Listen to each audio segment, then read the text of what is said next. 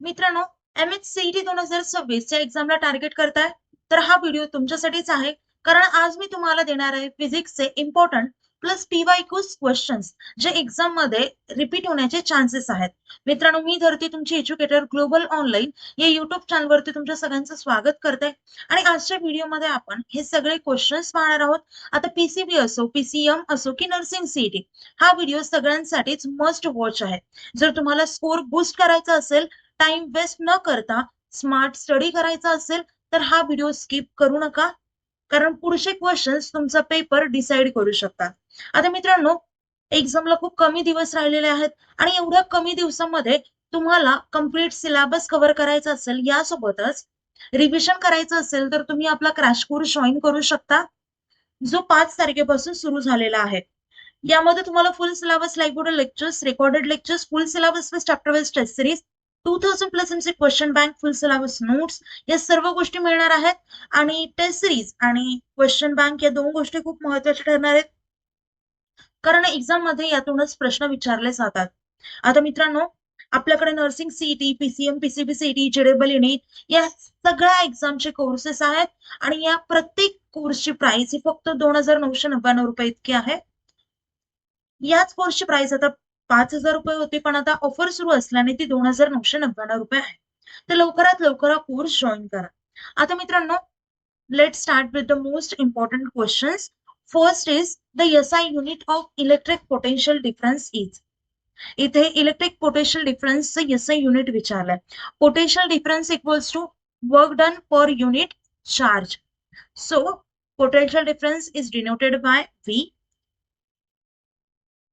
and the formula is work by charge. याचं unit काय असतं तर व्होल्ट असतं. त्यामुळे इथे करेक्ट ऑप्शन असेल option B, which is volt. याचा युनिट इलेक्ट्रिक पोटेन्शियल डिफरन्स काय असतं तर व्होल्ट. कळतंय? पोटेन्शियल डिफरन्स हे व्होल्ट मीटरने मेजर केलं जातं. हा पॉइंट सुद्धा एक्झामला विचारू शकतात. कूलम हे कशाचं युनिट आहे तर unit of charge. Ohm, it is unit of resistance, and watt is unit of power. Next question. The power of a lens is measured in diopter, meter, Tesla, farad. तर इथे correct option असेल option A, which is diopter. Power of लेन्सचा formula असतो 1/f. F is stand for focal length in meters आणि याचं unit असतं dioptre, which is denoted by T. Metre हे लेन्थचं युनिट आहे. टेस्ला हे मॅग्नेटिक फील्डचं युनिट आहे. आणि फॅरेड हे कॅपॅसिटन्सचं युनिट आहे. कळतंय? Next question. The speed of light in vacuum is. लाईटची व्हॅक्यूम मध्ये स्पीड विचारले. आता किती स्पीड असते तर 3 × 10⁸ मीटर पर सेकंड ही स्पीड असते लाईटची व्हॅक्यूम मध्ये. It is a fundamental quantity. Okay. Next question. When light enters from air to glass, it speeds up, slows down, stops, remains constant or remains same. आता air हे एक rarer medium आहे. Rarer medium आहे. आणि if you talking about glass तर हे denser medium आहे. लाईटची जी स्पीड आहे ती कमी होती डेन्सर मीडियम मध्ये. ओके. आणि त्याचा फॉर्म्युला होतो V = C/N, where N is stand for refractive index. When higher N, lower speed, कारण V is inversely proportional to N, which is refractive index. त्याच्यामुळे जेव्हा N हायर असतो तेव्हा स्पीड ही lower असते. त्यामुळे ते करेक्ट ऑप्शन असेल option B, which is slows down. जेव्हा डेन्सर मीडियम मध्ये लाईट एंटर करते तेव्हा स्पीड कमी होती. त्यासोबतच वेवलेंथ ही सुद्धा कमी होती. आणि यासोबतच फ्रिक्वेन्सी जी असते, फ्रिक्वेन्सी ही कॉन्स्टंट असते. कळत? यासोबतच काही गोष्टी विचारल्या तर पाहून घ्या. Next question. Total internal reflection occurs only when light travels from denser to rarer to denser medium, vacuum to air, any direction. So the correct option is option A, which is denser to rarer medium. Light travels denser to rarer medium. Angle of incidence हा मोठा असतो as compare to critical angle. त्याच्यामुळे light completely reflect होते. त्यामुळे ते correct option असेल option A. Applications काय आहेत TIR चे? तर ऑप्टिकल फायबर, एंडोस्कोपी, त्यासोबतच डायमंड ब्रिलियन्स, हे जे सगळे कशाचे एक्झाम्पल्स आहेत, ऍप्लिकेशन्स आहेत. तर TIR stand for total internal reflection. Okay, next question. The mirror use in solar cooker is. Solar cooker मध्ये कुठला मिरर यूज केला जातो? Plane mirror, convex mirror, concave mirror, cylindrical mirror. पहा, प्रत्येक क्वेश्चन मध्ये एक बेसिक कन्सेप्ट लपलेली आहे आणि ती जर आपल्याला माहिती असेल तर प्रत्येक क्वेश्चनचं आन्सर हे इझिली तुम्हाला फाइंड आउट करता येईल. फक्त कन्सेप्ट फाउंडेशन तुम्हाला माहिती असलं पाहिजे. आता हे फाउंडेशन कव्हर करून घेण्यासाठी तर आपला ग्लोबल ऑनलाईनचा क्रॅश कोर्स आहेच, तो तुम्ही नक्कीच जॉईन करू शकता. ओके, आता इथे आन्सर काय येणार? तिथे करेक्ट ऑप्शन असेल option C, which is concave mirror. Solar कुकरला मॅक्झिमम हीट कॉन्सन्ट्रेशनची गरज असते आणि जे कॉन्केव्ह मिरर असतात तर ते सनलाईटला फोकस करतात, फोकस वरती जास्त आणतात. ओके, त्यामुळे हीट एनर्जी वाढती आणि कुकिंगची पॉसिबिलिटी इन्क्रीज होते. So the correct option is C. The mirror use in solar cooker is concave mirror. Concave mirror is used whenever concentration of light or heat is needed. Next question काय?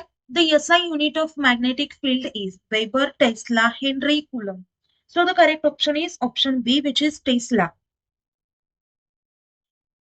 Tesla हे magnetic फील्डचं unit आहे.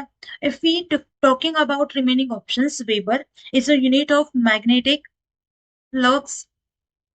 Henry is unit of inductance and Coulomb is unit of charge. आता students, magnetic field आणि magnetic flux या दोघांमध्ये confuse होतात, पण लक्षात ठेवा वेबर हे मॅग्नेटिक फ्लक्सचं युनिट आहे आणि टेस्ला हे मॅग्नेटिक फील्डचं युनिट आहे. Okay, next question. The device used to measure electric current is voltmeter, ammeter, galvanometer, barometer. So the correct option is option B, which is ammeter. इथे electric करंटचं विचारलं होतं, so आपण ammeter सांगितलं कारण अमीटरने आपण इलेक्ट्रिक करंट डायरेक्टली मेजर करू शकतो when connected in series. So the correct option is B. Voltmeter कशासाठी यूज केलं जातं? तर to measure voltage. Galvanometer is used to detect small current only and barometer is used to measure pressure. आणि हा point लक्षात ठेवा, ammeter केव्हा use करतात? करंट, इलेक्ट्रिक करंट मेजर करायला तर यूज करतात, पण जेव्हा ते सिरीज मध्ये कनेक्टेड असतात. Ammeter always connected in series. इथे पॉइंट लिहून देत आहे, अमीटर ऑलवेज कनेक्टेड. हा पॉइंट इम्पॉर्टंट आहे, series. Next question. The phenomenon responsible for rainbow formation is. Options are diffraction, dispersion, interference, reflection. So the correct option is option B, which is dispersion. When light splits into colors due to different wavelengths, this splitting is known as dispersion. So the correct option is option B. Okay. If you're talking about remaining options, which is diffraction. Diffraction काय असतं? Bending around obstacles. Interference काय असतं? It is wave superposition and reflection is nothing but the bouncing back. आता rainbow मध्ये काय काय असतं? तर रिफ्रॅक्शन, डिस्पर्जन, इंटरनल रिफ्लेक्शन. पण यामध्ये मेन कन्सेप्ट असते ती म्हणजे डिस्पर्जनची. So the correct option is option B. Next question. The wavelength decreases, frequency. जेव्हा वेवलेंथ डिक्रीज होते तेव्हा फ्रिक्वेन्सीचं काय होतं? तर फ्रिक्वेन्सी ही वाढते बिकॉज वेवलेंथ is inversely proportional to frequency. That's why. त्याच्यामुळे वेव्हलेंथ वाढली की फ्रिक्वेन्सी कमी होती आणि वेव्हलेंथ कमी झाली तर फ्रिक्वेन्सी वाढती. सो इथे करेक्ट ऑप्शन असेल बी, कारण इथे वेव्हलेंथ कमी होतीये त्याच्यामुळे फ्रिक्वेन्सी ही वाढेल. सो करेक्ट ऑप्शन असेल ऑप्शन बी. कळतंय? ओके. इथे पहा इनव्हर्स रिलेशन आहे. आता मित्रांनो, आपण जो कोर्स लॉन्च केला आहे तो नक्कीच जॉईन करा. कोर्स जॉईन करण्यासाठी दिलेल्या नंबरवरती तुम्ही कॉन्टॅक्ट करू शकता किंवा प्ले स्टोअरवरती जाऊन ग्लोबल ऑनलाईन ऍप हे डाउनलोड करून ओपन करून तिथून देखील तुमचा कोर्स हा एनरोल करू शकता. मित्रांनो पहा, लवकरात लवकर हा कोर्स जॉईन करा. हा जो कोर्स आहे तो PCM, PCB दोन्ही अटेम्प्ट साठी असणार आहे. सो लवकरात लवकर तुम्ही कोर्स जॉईन करा. तुम्ही जर हा कोर्स जॉईन केला तर आमची गॅरंटी आहे तुम्हाला एक्झाम मध्ये 95+ नक्कीच पडतील. सो लवकरात लवकर कोर्स जॉईन करा. कुठल्याही प्रकारचे डाऊट असतील तर मला दिलेल्या नंबरवरती कॉन्टॅक्ट करू शकता किंवा कमेंट करून देखील सांगा.